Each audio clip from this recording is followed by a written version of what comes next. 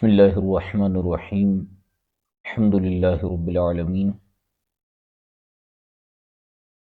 والصلاة والسلام علی سید الانبیاء والمرسلین اما بعد فاعوذ باللہ من الشیطان الرجیم بسم اللہ الرحمن الرحیم علم کلام کے موضوع پر تصنیف کردہ کتاب المعتقد المنتقد جو کہ حضرت تاج الفحول مولانا فضل رسول بدایونی رحمۃ اللہ تعالی علیہ کی تصنیف کردہ ہے، اس کے دروس کا سلسلہ چل رہا ہے اور اللہ تبارک و تعالی کی صفات کے متعلق الہیات کا باب ہے، باب اول صفات کے متعلق ہم پڑھ رہے ہیں، اور صفت تقدیر اس کو ہم نے دیکھا۔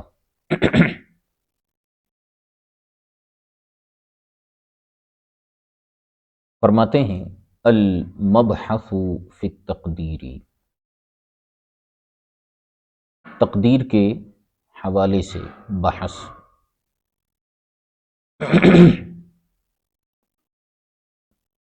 یوں تو تقدیر کی گفتگو چل رہی ہے، لیکن یہاں پر ایک بحث بطور فائدہ کے لے کر آئیں اور ارشاد فرمائیں کہ فائدۃ، فائدے کی بات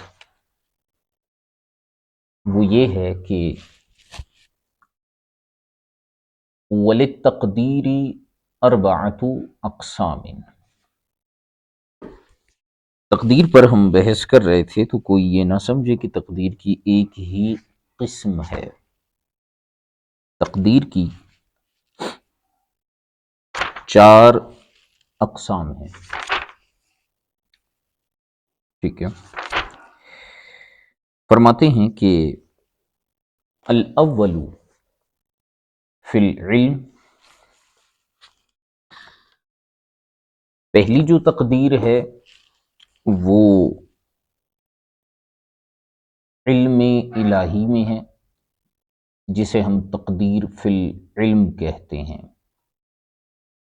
اس کے متعلق فرماتے ہیں وَهَذَا لَا يَتَغَيَّرُ، یہ جو تقدیر ہے اس میں تغیر یعنی تبدیلی نہیں ہوتی، ٹھیک ہے۔ آگے فرمایا کہ وَالثَّانِي فِي اللَّوْحِ الْمَحْفُوظ، دوسری تقدیر وہ ہے جو لوح محفوظ میں ہے،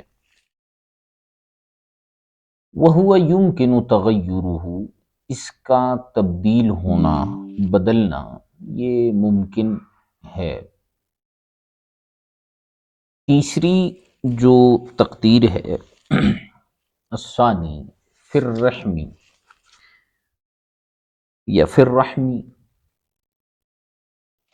تیسری تقدیر رحم مادر میں، ماں کے پیٹ میں ہوتی ہے، وہ کیسے؟ لما ان الملکہ یا ملکہ یؤمر بکتب رزقہ و اجلہ و شقی و سعید، وہ ایسے کہ فرشتے کو حکم دیا جاتا ہے کہ وہ جو رحم مادر میں موجود بچہ ہے اس کے رزق کو لکھے اور اس کی عمر کو لکھے اور اس کے سعید و شقی یعنی نیک بخت اور بدبخت ہونا، اسلام پہ مرے گا یا کفر پہ مرے گا، جنتی ہوگا یا جہنمی ہوگا، وہ لکھے۔ والرابع ہوا سوق المقادیر الی المواقیت، اور جو چوتھی قسم ہے وہ ہے سوق المقادیر، مقادیر مطلب جو مقدر چیزیں ہیں ان کا جانا چلنا الی المواقیت، مخصوص اوقات تک، ان کی اوقات تک۔ وَهَذَا إِذَا لَطَفَ اللَّهُ بِعَبْدِهِ، اور یہ اس وقت ہوتا ہے کہ جب بندہ اللہ تبارک و تعالی اپنے کسی بندے کے اوپر لطف فرماتا ہے، صرف عنہ اذا کان قبل ان یصل الیہ، تو اللہ تبارک و تعالی جو ہے اس بندے سے اس بلا کو، اس چیز کو، اس خرابی کو پھیر دیتا ہے قبل اس کے کہ وہ چیز وہاں تک پہنچے۔ ٹھیک ہے، اچھا اب یہ ہیں تقدیر کی 4 اقسام۔ ٹھیک ہے، اب آگے اس کے متعلق کافی گفتگو ہونے والی ہے، لیکن ان اقسام کو یاد رکھیے گا، مختلف جگہوں پر مختلف طرح کے ان کے نام جو ہے وہ آپ نے دیکھے ہوں گے، مبرم، مبرم حقیقی، شبیب مبرم، ٹھیک ہے، معلق، معلق محض، اس طرح کے نام آپ نے سنے ہوں گے، بہار شریعت میں بھی لکھے ہوئے ہیں۔ یہاں تھوڑا آسانی کے ساتھ آپ کو سمجھانے کی کوشش کر رہے ہیں کہ ایک تقدیر ہے تقدیر فی العلم۔ تقدیر فی العلم وہ ہوتا ہے جو علم الہی میں ہوتا ہے، اور اس میں کسی بھی قسم کی کوئی بھی تبدیلی نہیں ہو سکتی۔ ٹھیک ہے، کیونکہ اگر اس کو متغیر مانا، یہ اس کے ساتھ ہی میں دلیل بھی دے رہا ہوں، اگر اس کو متغیر کوئی مان لیتا ہے تو معلوم کے تغیر سے علم کا تغیر لازم آئے گا، اور علم جو ہے وہ اللہ تبارک و تعالی کی صفت ازلی ہے، اگر اس کے اندر تغیر آ گیا تو آپ سب کو پتہ ہے، بہت آسان سا اصول اور قاعدہ ہے کہ متغیر جو ہوتا ہے وہ حادث ہوتا ہے، سمپل سی بات ہے۔ اسی لیے یہاں پر یہ جملہ متکلمین استعمال کرتے ہیں، ھذا لا یتغیر، یہ متغیر نہیں ہوتا، کیونکہ متغیر وہ ہوتا ہے کہ جو بدل جائے، اور جو بدلنے والی چیز ہوتی ہے جس میں تغیر ہوتا ہے وہ چیز حادث ہوتی ہے۔ ٹھیک ہے، لہٰذا اگر اس بنیاد پر دیکھا جائے تو اگر تقدیر فی العلم کو متغیر مانا تو اللہ تبارک و تعالی کے علم کے تغیر کی طرف جانا پڑے گا، اور اگر اس کے علم کی طرف، علم کے تغیر کی طرف ہم چلے گئے تو پھر اس کی صفات حادث ہو جائیں گی، ایک صفت کے حدوث سے بھی دیگر صفات کا حدوث جو ہے وہ لازم ہو جائے گا۔ ٹھیک ہے، لہٰذا اس بحاف پر انہوں نے کہا کہ وہ تقدیر جو تقدیر فی العلم ہے وہ متغیر جو ہے نہیں ہو سکتا۔ رہی دوسری قسم کی تقدیر جسے لوح محفوظ میں لکھی ہوئی تقدیر کہا جاتا ہے، اور سب سے زیادہ شہرت اور جو روایات اور گفتگو ہوتی ہے وہ اسی کے متعلق ہی ہوتی ہے، اور لوگوں میں بھی یہی مشہور ہے، یہی معروف ہے کہ تقدیر تو وہی ہے جو لوح محفوظ میں لکھی ہوئی ہے۔ تو اس کے متعلق فرماتے ہیں یمکن تغیرہ، اللہ تبارک و تعالی چاہے تو اس میں تبدیلی ہو سکتی ہے۔ تو یہ چونکہ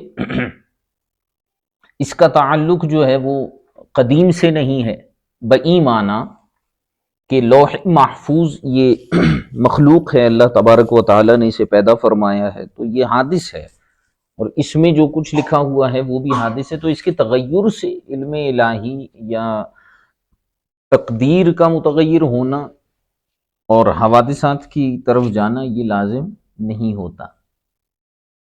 والثالث، اور جو تیسری قسم ہے تقدیر کی وہ رحم مادر میں ہے، کہ وہ جو حدیث مبارکہ ہے کہ جب ماں کے پیٹ میں بچہ تقریباً 4 ماہ کا ہو جاتا ہے تو پھر اس وقت نبی کریم صلی اللہ علیہ وآلہ وسلم نے ارشاد فرمایا کہ اللہ تبارک و تعالی ایک فرشتے کو اس کی طرف بھجواتا ہے، اور اس کو رزق کا بھی حکم دیتا ہے کہ اس کا رزق لکھو، اور اس کی زندگی کتنی ہے اس کا بھی حکم ہے، اور اس کے سعید و شقی ہونے کا بھی ہے۔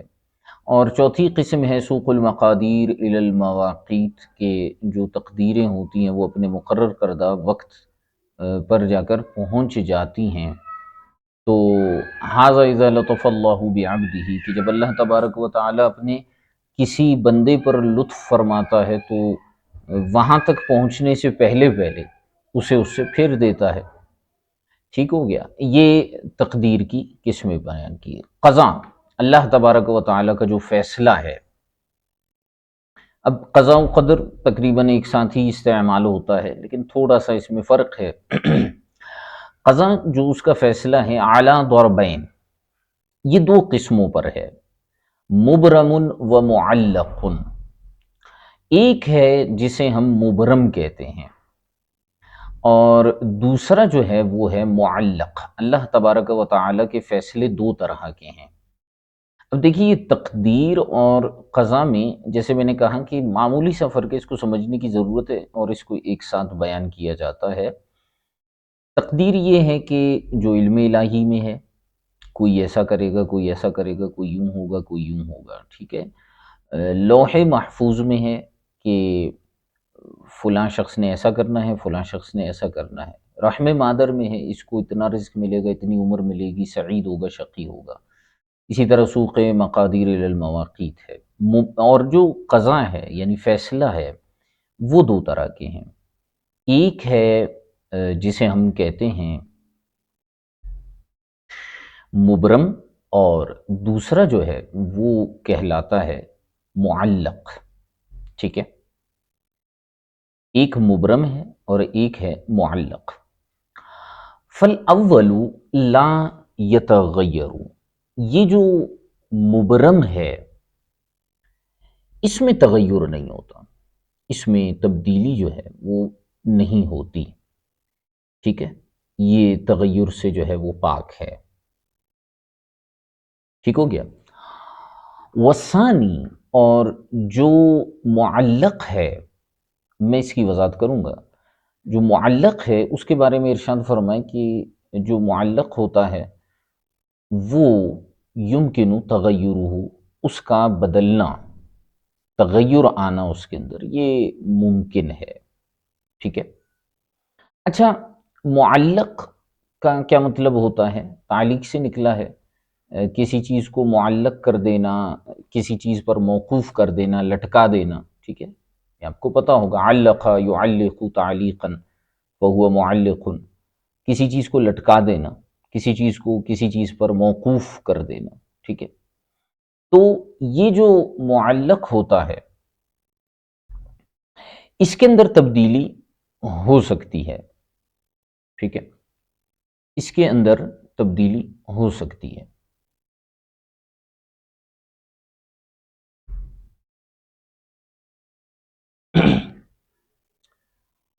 اچھا،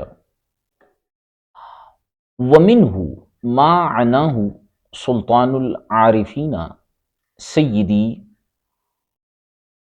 عبد القادر الجیلانی قدس سرہ الربانی بقولہ فی القضیۃ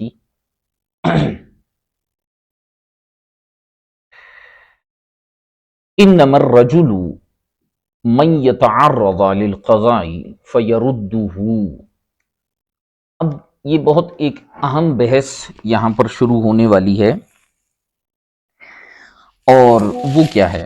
اچھا، مبرم حضرت سلطان العارفین سیدی عبد القادر جیلانی رحمہ اللہ تعالی نے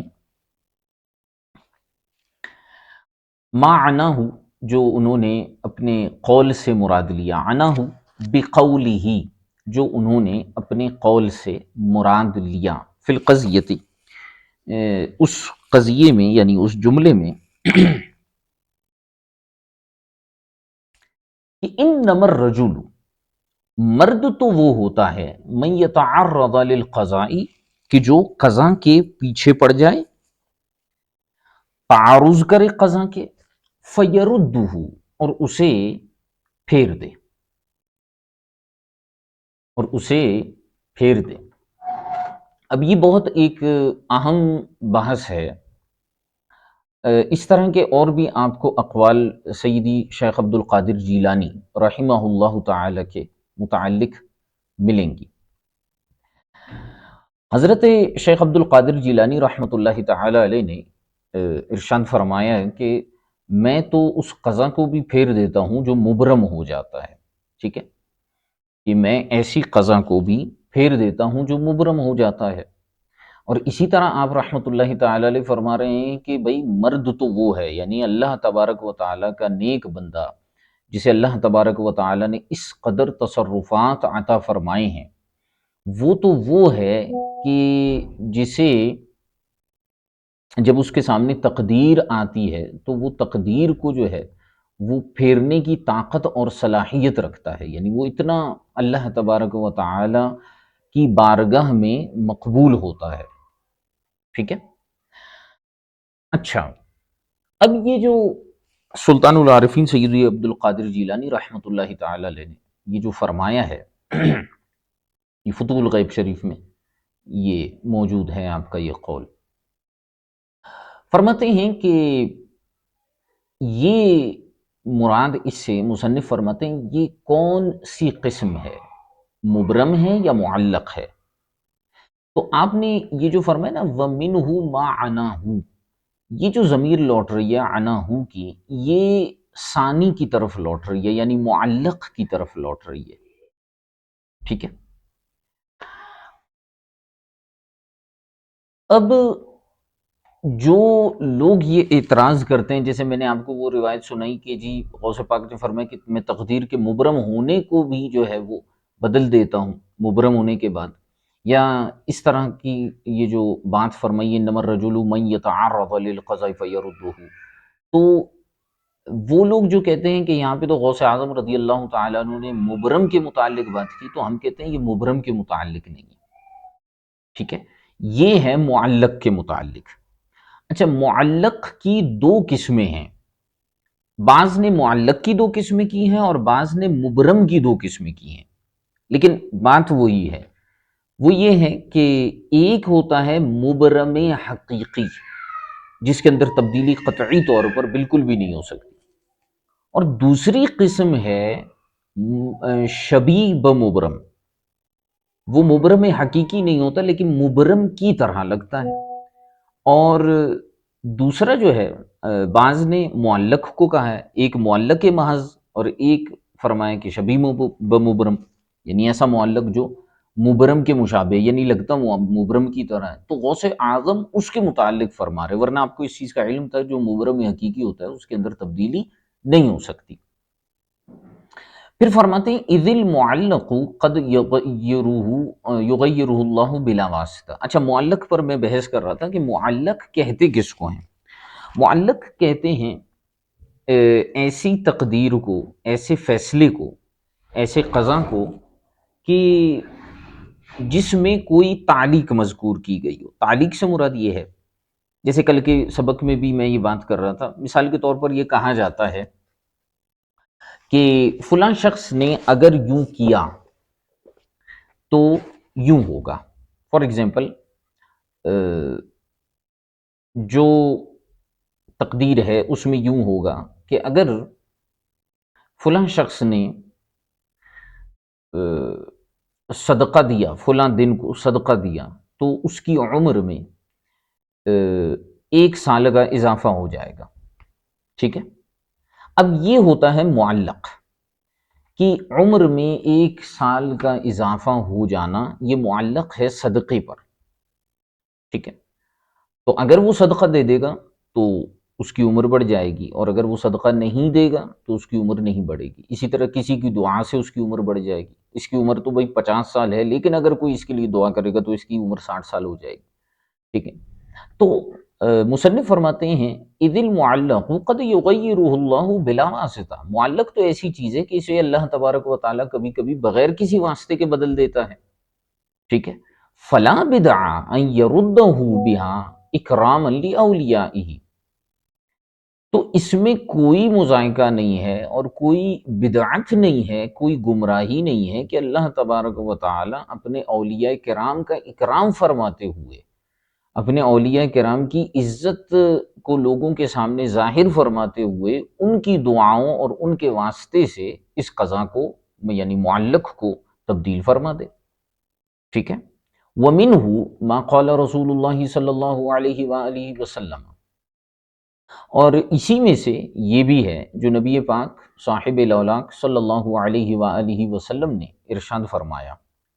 کیا ارشاد فرمایا؟ کہ لا یرد القضاء الا الدعاء، حضور نے فرمایا کہ قضا کو یعنی تقدیر کو دعا کے سوا کوئی چیز جو ہے وہ بدل نہیں سکتی، دعا کے علاوہ جو ہے وہ کوئی چیز بدل نہیں سکتی، ٹھیک ہے۔ وَنَحْوُهُ، اور اسی طرح کی دیگر روایات، ٹھیک ہے۔ کذا فی الکنز، جس طرح سے کہ کنز الفوائد میں آپ کو ملیں گے۔ وَادَّعَاهُ وَإِدَّعَاءُ رَدِّ الْقَضَاءِ الْمُبْرَمِ باطل، فرماتے ہیں کہ قضاء مبرم جو ہے، یعنی مبرم حقیقی جس کو کہتے ہیں، وہ اس کے بدل دینے کا، اس کو تبدیل کر دینے کا جو دعویٰ ہے، فرماتے ہیں یہ باطل ہے۔ یہ کسی ولی نے آج تک اس کا دعویٰ نہیں کیا، اور اگر کوئی انسان اس کا دعویٰ بھی کرتا ہے تو وہ باطل ہے، چاہے وہ کوئی بھی ہو۔ اس کے متعلق جو ہے وہ واضح طور پر ہمارا عقیدہ ہے، ٹھیک ہو گیا۔ اچھا،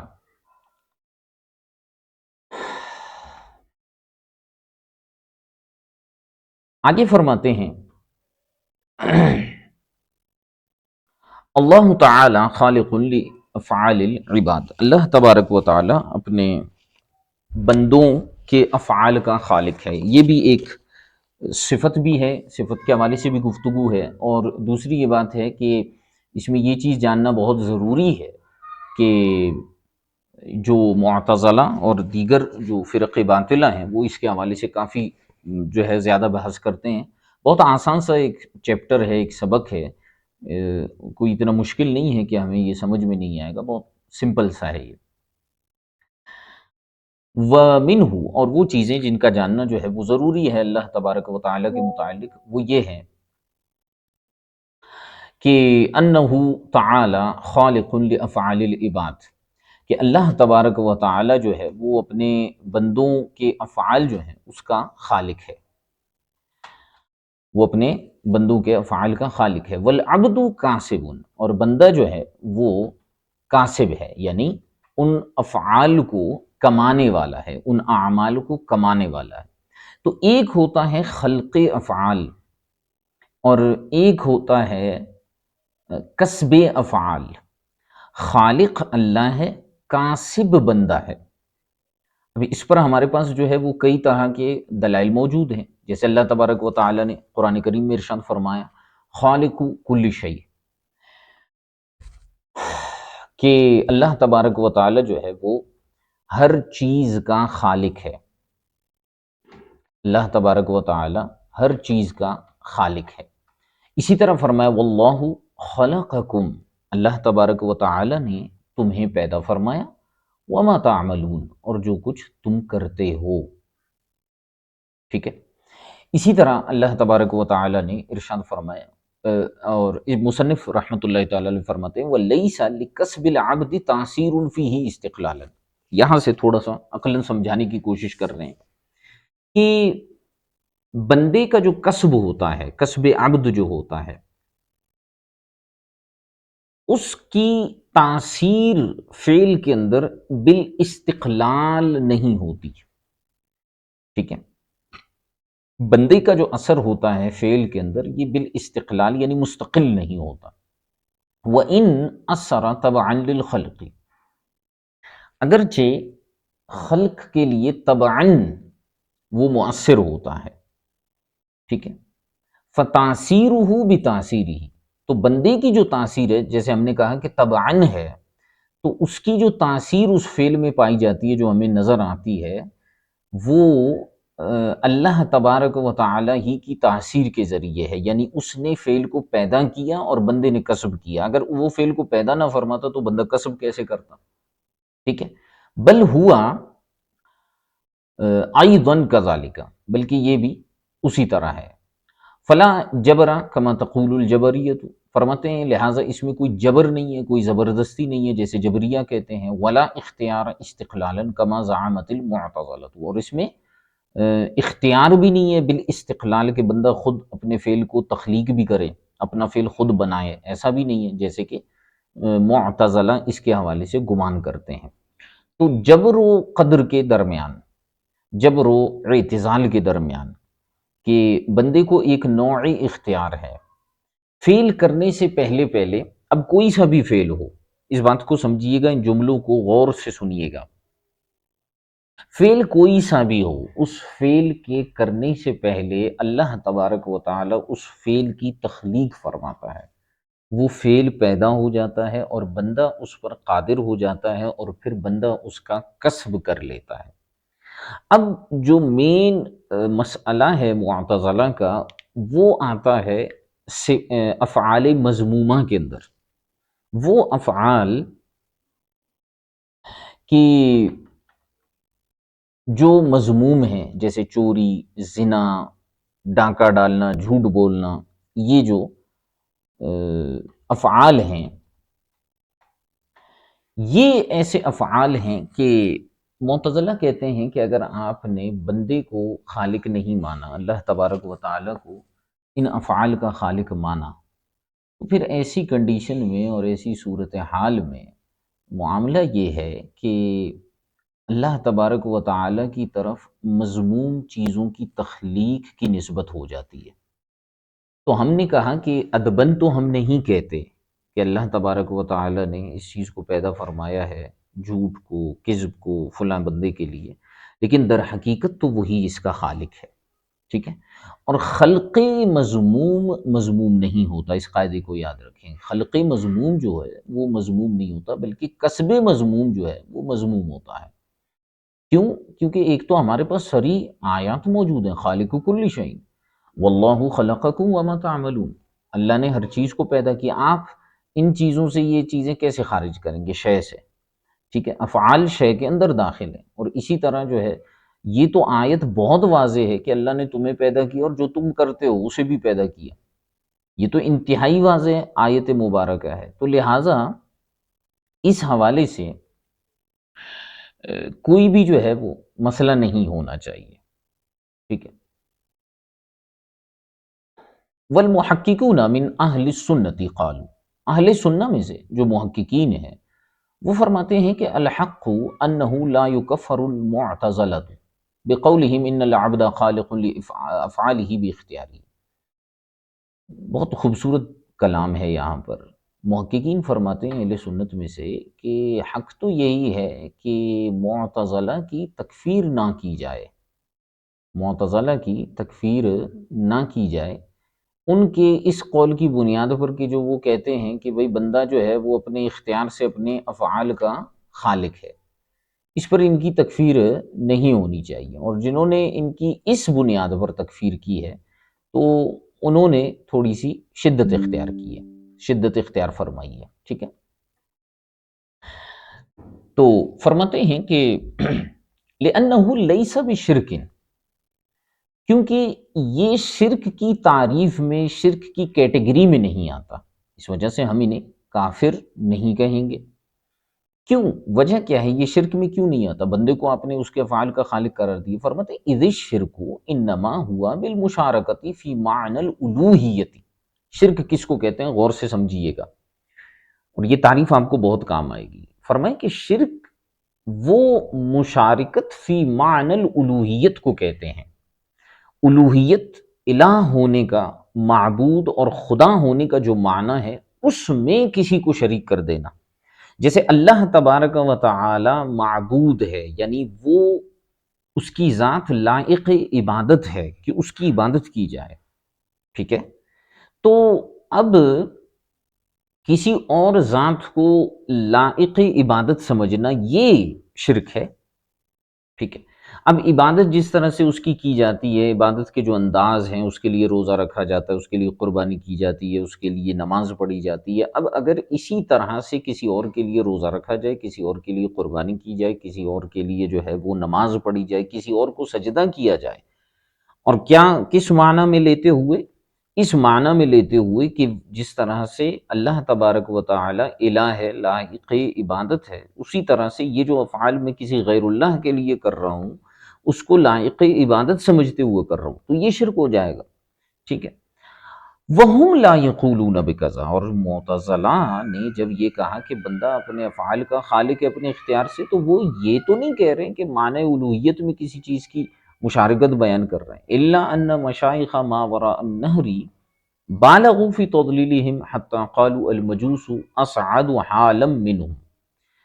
تو مشائخ ماوراء النہر جو ہیں، انہوں نے اس کے حوالے سے بہت مبالغہ کیا، ان کی گمراہی کے متعلق معتزلہ کی، یہاں تک کہا کہ جو مجوسی ہیں ان کی حالت ان سے بہتر ہے، مجوسیوں کی حالت کن سے بہتر ہے؟ معتزلہ سے بہتر ہے، حیث لم یثبتوا الا شریکا واحدا، وہ ایسے کہ مجوسی یعنی عیسائی جو ہیں وہ تو ایک ہی شریک شمار کرتے ہیں، وہم اثبتوا شرکاء لا تحصى، اور معتزلہ نے تو اللہ کے اتنے شریک بنا دیے کہ جن کا شمار ہی نہیں ہے، ہر بندہ اپنے افعال کا خالق ہے، تو ماوراء النہر کہتے ہیں کہ یہ جو ہے وہ شرک کی طرف لے جانے والی بات ہے۔ لیکن جو تحقیقی جو قول ہے وہ یہ ہے کہ یہ معتزلہ کافر نہیں ہے اس قول کی وجہ سے۔ لطیفۃ فی حکایت الامام ابی حنیفہ، امام اعظم ابو حنیفہ رحمۃ اللہ تعالی علیہ کی حکایت میں ایک نہایت عمدہ قسم کی گفتگو فرما رہے ہیں اور بہت کمال کا واقعہ بیان کیا۔ ومن لطیف ما حکیہ، اور لطیف باتوں میں سے، خوبصورت باتوں میں سے ایک بات یہ بھی ہے جو حکایت کی گئی ہے کہ ان ابا حنیفہ تھا، کہ امام اعظم ابو حنیفہ رحمۃ اللہ تعالی علیہ نے ناظر معتزلیا، ایک معتزلی سے مناظرہ فرمایا، فقال له، اور اسے کہا قل با، امام اعظم رحمۃ اللہ تعالی علیہ نے اسے فرمایا کہ تم بولو با، حرف با جو ہے وہ ادا کرو۔ اب ذرا توجہ کیجئے گا کس قدر خوبصورت جو ہے وہ کلام ہے ہمارے امام کا، اور مناظرے میں امام صاحب کو ید طولہ حاصل تھا۔ آپ نے فرمایا کہ تم کہو با، فقال با، اس نے پڑھا با معتزلی نے، ثم قال له قل دال، تو پھر امام اعظم نے اس سے فرمایا کہ تم پڑھو دال، فقال دال، فقال، امام اعظم نے اس سے کہا ان کنت خالقا لافعالک، اگر تم اپنے افعال کے خالق ہوتے، فاخرج الباء من مخرج الدال، تو ایسا کرو کہ با کو دال کے مخرج سے نکال کر دکھاؤ، یعنی جو با ہے جو اس کا مخرج ہے، با حروف شفویہ میں سے ہے، ہونٹوں کا جو تر حصہ ہوتا ہے اس کو ملانے سے با ادا ہوتا ہے، با، اور دال جو ہے اس کا مخرج الگ ہے۔ تو امام اعظم نے فرمایا کہ اگر تم اپنے افعال کے خالق ہو اپنے اختیار کے ساتھ، تو تم ایک لفظ ادا کر رہے ہو با، ایسا کرو اسے دال کے مخرج سے ادا کر کے دکھا دو، تو او کما قال، یا جس طرح سے بھی یہ روایت ہوئی ہے، فانقطع المعتزلی، معتزلی جو ہے وہ لاجواب ہو گیا۔ تو یہ امام اعظم رحمۃ اللہ تعالی نے بڑے خوبصورت انداز میں جو ہے وہ معتزلی کو خاموش کرا دیا۔ اچھا جی، ایک اور بحث آنے والی ہے رؤیت باری تعالی کے متعلق۔ فرماتے ہیں اللہ تعالی مرئی بالابصار فی الآخرۃ، اللہ تبارک و تعالی کو آنکھوں سے، سر کی آنکھوں سے دیکھا جائے گا آخرت میں۔ ومنہ، 16ویں نمبر پر یہ آ رہا ہے، اور انہی میں سے وہ بھی ہے جن کا جاننا اللہ تبارک و تعالی کے متعلق ضروری ہے، انہ تعالی مرئی بالابصار فی دار القرار، کہ اللہ تبارک و تعالی کو دیکھا جائے گا آنکھوں سے دار قرار میں، یعنی جنت میں، خلافا للمعتزلہ، اس میں معتزلہ کا اختلاف ہے، وتحریر محل النزاع، اب اس میں معتزلہ کہتے ہیں کہ اللہ تبارک و تعالی کو نہیں دیکھا جا سکتا، ٹھیک ہے۔ اب اس میں جو محل نزاع ہے، جو اختلاف کی جگہ ہے، وہ کیا ہے؟ فرماتے ہیں انا اذا نظرنا الی الشمس مثلا ورأیناها، بہت خوبصورت بحث ہے، دیکھیے گا اس کو۔ فرماتے ہیں کہ جب ہم سورج کو دیکھتے ہیں مثال کے طور پر، یعنی اس کی طرف نظر کرتے ہیں، ورأیناها، اور اس کو دیکھ لیتے ہیں، ثم اغمضنا العین، پھر ہم آنکھیں بند کر دیتے ہیں۔ توجہ کیجئے گا، جب ہم سورج کی طرف نظر کرتے ہیں اور اسے دیکھ لیتے ہیں، پھر ہم اپنی آنکھیں بند کر لیتے ہیں، تو کیا ہوتا ہے؟ فَإِنَّا نَعْلَمُ الشَّمْسَ عند التغمیز علما جلیا، تو آنکھیں بند کرتے وقت کیا ہوتا ہے کہ ہم سورج کا علم رکھ لیتے ہیں۔ کیسا علم ہوتا ہے؟ علم جلی ہوتا ہے، واضح علم ہمیں سورج کا حاصل ہو جاتا ہے۔ لیکن فی الحالۃ الاولی علم امر زائد، لیکن پہلی حالت میں، پہلی جو حالت ہے اس میں جو علم ہے وہ امر زائد ہے۔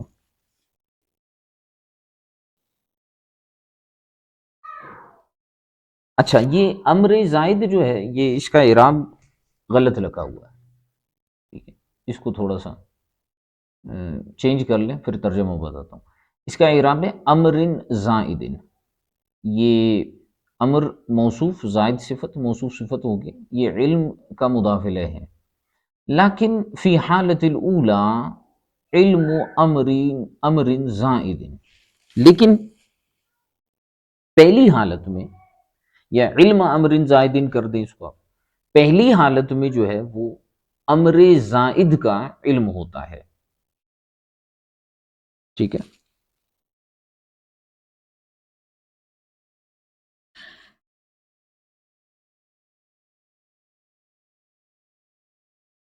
ایک منٹ صبر کیجیے۔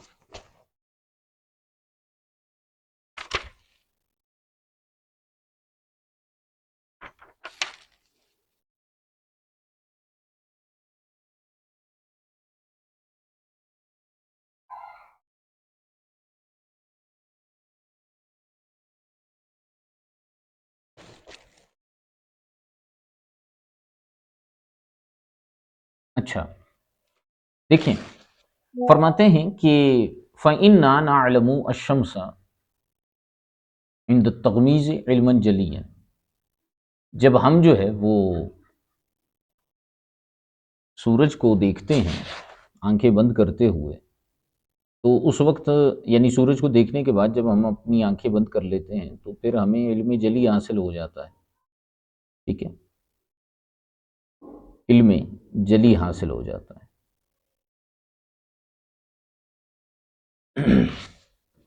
لیکن جو پہلی حالت ہوتی ہے، پہلی حالت سے مراد یہ ہے کہ جب آنکھیں کھلی ہوئی تھی تو اس وقت ہمیں جو ہے وہ امر زائد کا علم تھا، امر زائد کا علم تھا۔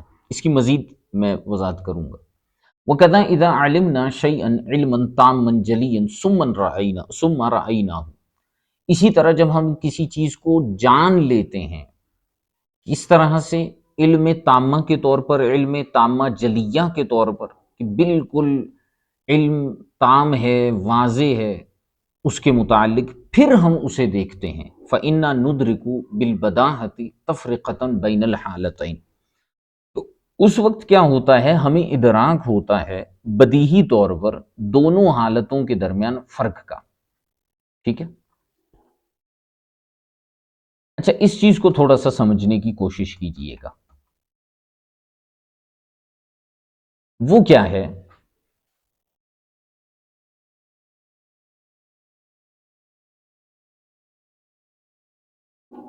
وہ یہ ہے کہ جب آپ نے ایک چیز کو دیکھا تو اس وقت ہے رویت، جیسے سورج کی میں نے مثال دی، مصنف نے مثال دی، آپ نے جب کسی چیز کو دیکھا وہ ہے رویت، ٹھیک ہے۔ اور جب آپ نے آنکھیں بند کر لی، اب آپ نہیں دیکھ رہے، اچھا جب آپ نہیں دیکھ رہے تو بھی آپ کو سورج کا علم حاصل ہے، ٹھیک ہے۔ اور جب آپ دیکھ رہے ہیں حالت اولی میں تو دو چیزیں ہیں، ایک ہے رؤیت اور ایک ہے امر زائد کا علم، ٹھیک ہے، اس چیز کا علم جس کو آپ دیکھ رہے ہیں، تو رؤیت ایک الگ چیز ہے۔ یہ معتزلہ اور دیگر جو فرقے ہیں جو رؤیت کا انکار کرتے ہیں، وہ کہتے ہیں رؤیت کا مطلب ہے دیکھنا، جہاں جہاں رؤیت کا ذکر آیا ہے وہاں مطلب اس کا دیکھنا نہیں، بلکہ اس کا مطلب ہے اس چیز کا علم حاصل ہو جانا۔ جیسے میں کسی چیز کا علم حاصل کر لیتا ہوں تو وہ کہتے ہیں کہ اس کا مطلب یہ ہے کہ آپ نے اسے دیکھ لیا. ہم نے کہا نہیں. اب غور کیجئے گا، بات یہ ہے کہ جب آپ ایک چیز کو دیکھ رہے ہوتے تو وہ تو ہو رہی ہوتی ہے رویت، اور اس کے متعلق جو علم حاصل ہو رہا ہوتا ہے وہ ایک امر زائد ہوتا ہے. اور اس کی مثال یوں ہے کہ جب آپ نے رؤیت کو بند کر دیا، یعنی دیکھنا بند کر دیا، اور وہ کیسے کریں گے کہ آپ جو ہے وہ اپنی آنکھیں بند کریں گے. تو جیسے ہی آپ نے اپنی آنکھیں بند کر لی تو اس وقت بھی تو آپ کو اس کا علم حاصل ہو رہا ہے، علم تامہ جلیہ حاصل ہو رہا ہے. تو اس کا مطلب ہے رؤیت ایک الگ چیز ہے، علم ایک الگ چیز ہے. اچھا، اسی طرح اگر آپ کو کسی چیز کا علم جو ہے وہ بہت پہلے ہو، ٹھیک ہے، اور اس کے بعد آپ اس کو دیکھیں، تو اب دیکھیں علم الگ چیز ہے، رؤیت الگ چیز ہے. تو آپ جو ہے وہ دونوں حالتوں کے اندر جو ہے فرق محسوس کریں گے بدیہی طور پر. فار ایگزامپل، کسی شخص نے جو ہے وہ شہر کراچی نہیں دیکھا. اب اگر جو ہے میں یہ پوچھوں اس شخص سے کہ بھائی آپ کے ذہن میں کیا تصور ہے شہر کراچی کا، وہ اپنے ادراک کے متعلق ایک جو ہے وہ مطابق ایک تصور رکھے گا کہ بھائی کراچی ہے، اس میں یہ عمارتیں ہیں، تو میں نے سنا ایک سمندر ہے، سمندر کا ایک الگ سے اس کے ذہن میں کانسیپٹ اور ایک تصور ہوگا. لیکن جب وہ جا کر کراچی کو دیکھے گا تو کراچی کو دیکھنے کے بعد جو اسے ادراک اور علم حاصل ہوگا وہ پہلے والے تصور سے مختلف ہوگا. حالانکہ اسے کراچی کے متعلق بہت ساری معلومات ہوگی، بھئی یہ سڑکیں، یہ جگہ ہے، وہ جگہ ہے، سارا کچھ ہے، علم تام ہے، جلی ہے. لیکن دیکھنے کے بعد وہ کہے گا یار میں نے یہ چیز تو یوں سوچی تھی، یہ چیز تو یوں سوچی تھی.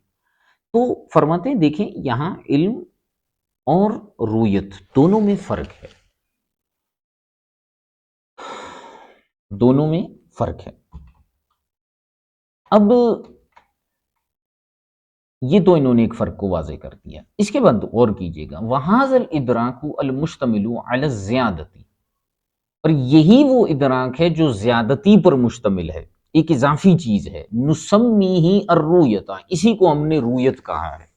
یہ جو آپ کو دوبارہ ادراک حاصل ہوا ہے وہ جو ہے رویت ہے، وہ دیکھنا ہے. تو دیکھنا اور علم حاصل کرنا یہ دو الگ چیزیں ہیں. وَلَا يَتَعَلَّقُ فِي الدُّنْيَا إِلَّا بِمُقَابِلَةٍ لما ہوا فی جہت و مکان. اب ذرا غور کیجیے گا، دنیا میں جو رؤیت کا، دیکھنے کا جو اصول ہے وہ یہ ہے کہ دنیا میں رؤیت مقابلے کے ساتھ متعلق ہوتی ہے.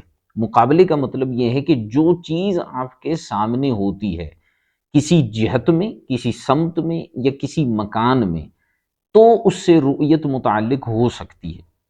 ٹھیک ہے، بات آ رہی سمجھ میں؟ یہ دنیا کا قاعدہ ہے، دنیا کا قانون ہے کہ وہ چیز قابل رویت ہوتی ہے جو کسی جہت میں ہو، اوپر نیچے دائیں بائیں آگے پیچھے. آپ سر اٹھا کے اوپر دیکھتے ہیں آسمان نظر آئے، نیچے دیکھیں زمین نظر آتی ہے، دائیں دیکھیں بائیں دیکھیں تو آپ کو جہات ستہ میں سے کسی ایک جگہ پر جو ہے وہ چیز نظر آئے گی. دنیا میں رویت کا تعلق اسی سے ہے، اور وہ جس جہت میں بھی جائے گا وہ جہت کوئی نہ کوئی مکان ہوگا. ٹھیک ہے، فَهَلْ يَصِحُ أَن يَقَعَ بِدُونِ الْمُقَابِلَةِ وَالْجِهَةِ وَالْمَكَانِ. اب آگے مزید توجہ سے سنیے گا.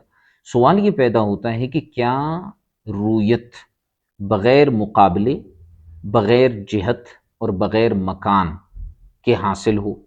کوئی چیز آپ کے سامنے نہ ہو، آپ کی جہت میں نہ ہو، کسی مکان میں نہ ہو، پھر بھی رویت حاصل ہو سکتی ہے یا نہیں ہو سکتی؟ میں نے آپ کو پہلے بھی بتایا تھا، امور عامہ کی بحث آپ پڑھیں. رؤیت کی علت کیا ہے؟ رؤیت کی علت مقابلہ ہے، رؤیت کی علت جہت ہے، رؤیت کی علت مکان ہے، رؤیت کی علت رنگ ہے. رؤیت کی علت ہے کیا؟ رؤیت کی علت جو ہے وہ جسم ہے. کیا چیز ہے جس کی وجہ سے کوئی چیز قابل رؤیت ہوتی ہے، جسے دیکھا جاتا ہے؟ فرماتے ہیں، یہی فرمائیں کہ وَلَا يَتَعَلَّقُ فِي الدُّنْيَا إِلَّا بِمُقَابِلَةٍ لِمَا هُوَ فِي جِهَةٍ وَمَكَانٍ.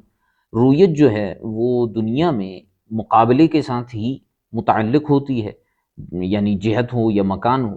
اب سوال یہ پیدا ہوتا ہے فَلْيَصِحُ أَن يَقَعَ بِدُونِ الْمُقَابِلَةِ وَالْجِهَةِ وَالْمَكَانِ. کیا صحیح ہے یہ بات کہ مقابلہ، جہت، مکان وغیرہ کے بغیر بھی رؤیت ہو سکتی ہے؟ لِيَصِحَ تَعَلُّقُهُ بِذَاتِهِ تَعَالَى، تاکہ اس کا تعلق ذات باری تعالیٰ کے ساتھ بھی ہو سکے. کیونکہ اگر آپ رویت کی حقیقت دیکھتے ہیں دنیاوی اعتبار سے، تو اس میں جہت و مکان ہونا ضروری ہے۔ جو بھی چیز آپ دیکھیں گے وہ کسی جہت میں ہونا ضروری ہے، کسی مکان میں ہونا ضروری ہے، نمبر ایک۔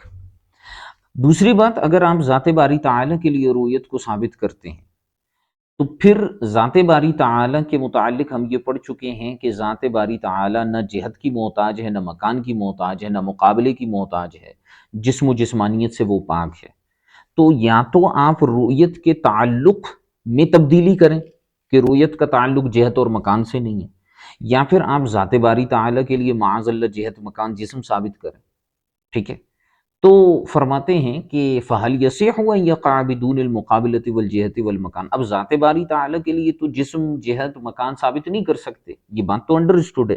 تو پھر ہم رویت کے حوالے سے تبدیلی کر لیتے ہیں اس اصول میں کہ کیا اس کا تعلق جو ہے وہ ہمیشہ مقابلہ جہت اور مکان کے ساتھ رہتا ہے، یا بغیر مقابلہ جہت و مکان کے بغیر بھی اس کا تحقق ہو جاتا ہے رویت کا، لیصح تعلقہ بذاتہ تعالی، تاکہ اس کا تعلق ذات باری تعالی سے بھی صحیح ہو جائے، مع التنزہ عن الجہت والمکان، باوجود اس کے کہ وہ جہت اور مکان سے پاک ہے، ٹھیک ہے؟ تو اب کیا کیا جائے؟ اب کیا کیا جائے؟ تو یہ سوال پیدا ہوا۔ فرماتے ہیں ولا خلاف عندنا انہ تعالی یرا ذاتہ المقدسۃ، فرماتے ہیں اس میں ہمارے نزدیک یعنی اہل السنہ کے نزدیک کوئی اختلاف نہیں ہے،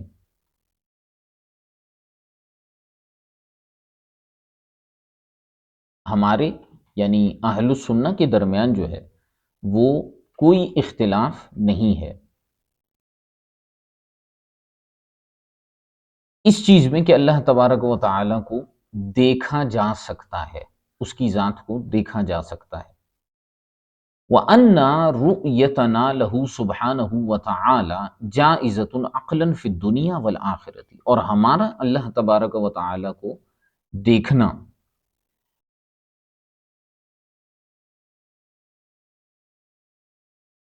وہ جو ہے دنیا اور آخرت میں عقلاً جائز ہے، ٹھیک ہے؟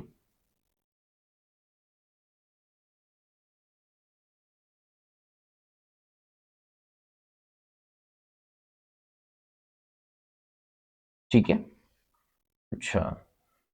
والمعتزلة حكموا بامتناع رؤيته تعالى عقلا لذي الحواس، اور معتزلہ کیا کہتے ہیں؟ معتزلہ کہتے ہیں کہ بھائی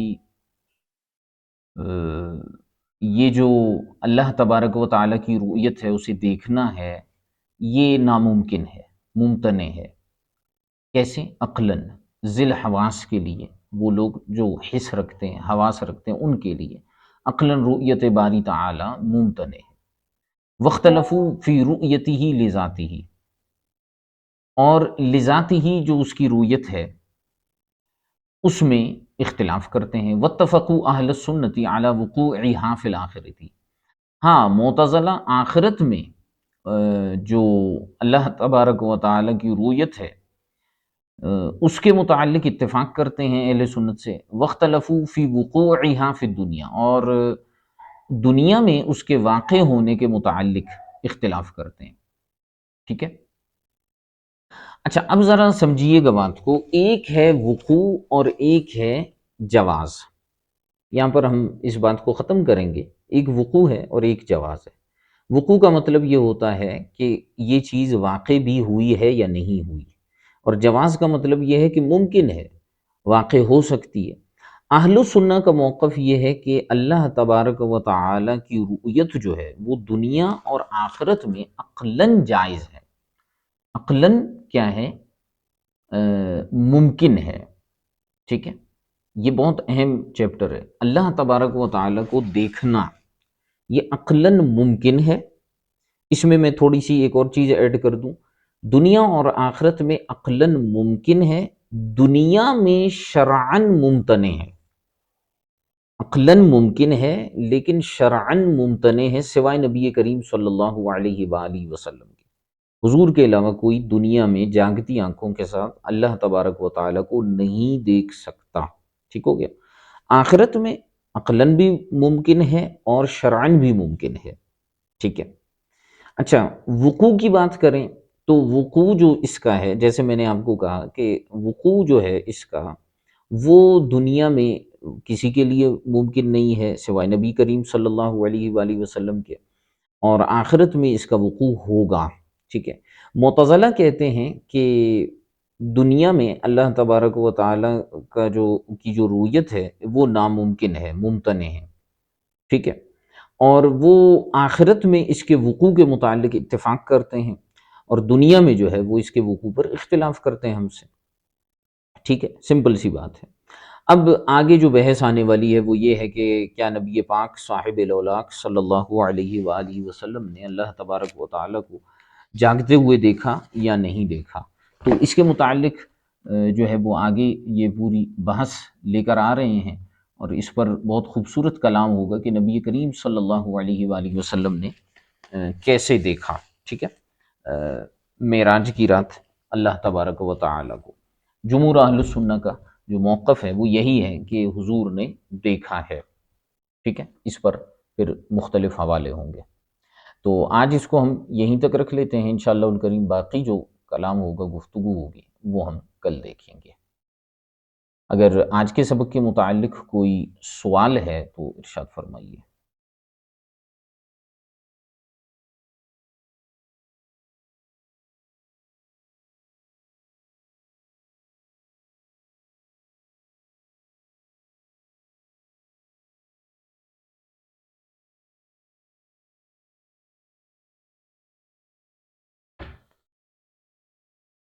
جی کوئی سوال ہے تو ارشاد فرمائیں۔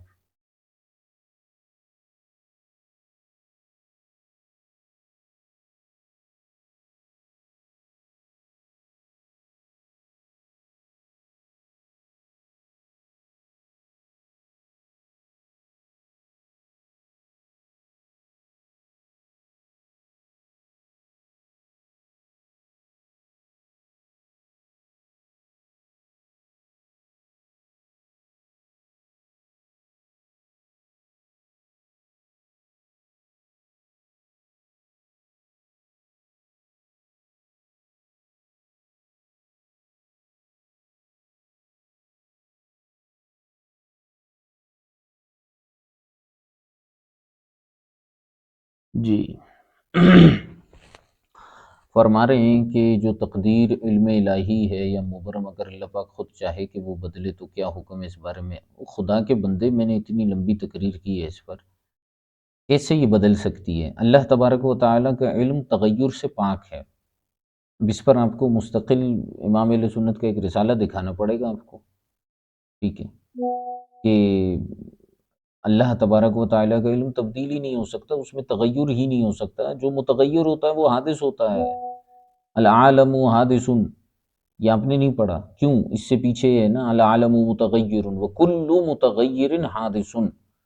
تو اگر علم الہی کو متغیر مان لیا تو اسے حادث ماننا پڑے گا، اور جب ایک صفت کو حادث مان لیا تو ساری صفات کو حادث ماننا پڑے گا، اور جب ساری صفات کو حادث مانا تو ذات کو بھی حادث ماننا پڑے گا، موصوف کو بھی حادث ماننا پڑے گا، تو پھر بچے گا کیا؟ سارا کچھ تو ختم ہو جائے گا۔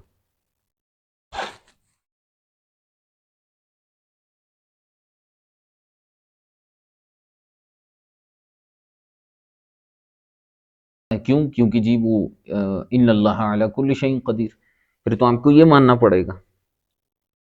تو تغیر علم باری تعالی یہ ممتنع ہے، ناممکن ہے، یہ تحت قدرت داخل ہی نہیں ہے، آپ اس کو کیسے کریں گے؟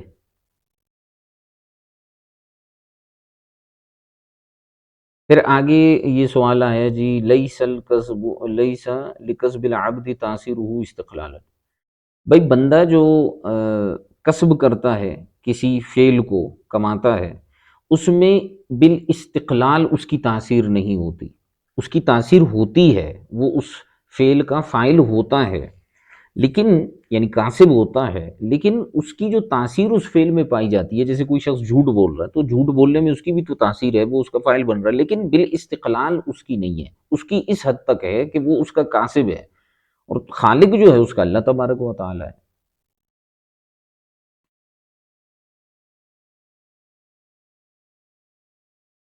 جی اور کوئی سوال؟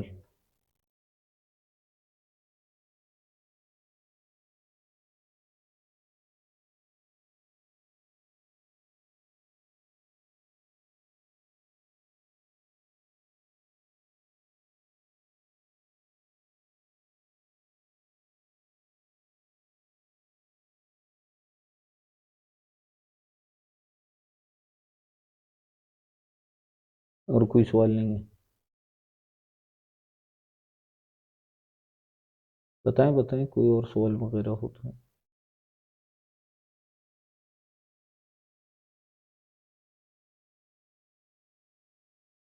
کوئی اور سوال نہیں؟ چلیں اس کو اچھی طرح سے دوہرا لیجئے گا۔